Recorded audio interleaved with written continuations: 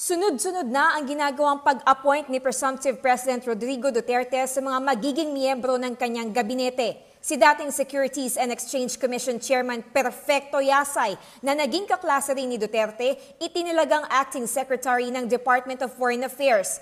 Sa usapin ng agawan ng teritoryo ng Pilipinas at China sa West Philippine Sea, sinabi ni Yasay na anuman ang maging desisyon ng United Nations Tribunal sa nakabinbin nating kaso ay kailangang respetuhin. We would hope that the arbitration court will decide the matter soon, and if it will be against us, we would like to assure the Chinese government that we will respect the decision.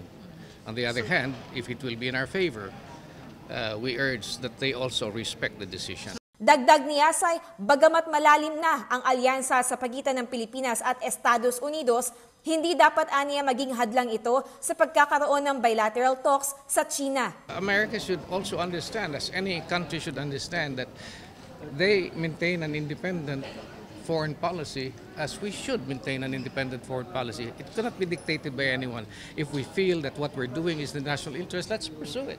Ayon kay Yasay, nais ni Duterte na tutukan niya ang kalagayan ng mga overseas Filipino worker at tiyaking maipapaabot sa kanila ang tulong at serbisyong lubos nilang kailangan. To give priority to our overseas Filipino workers. Yeah, they are the most exploited group.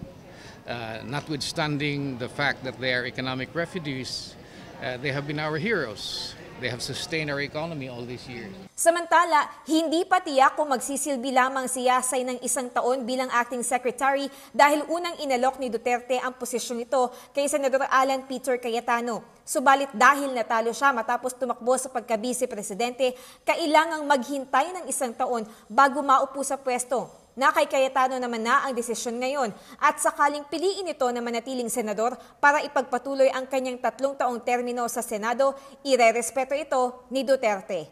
Para sa Telebisyon ng Bayan, ako si Sweden Velado, Davao City.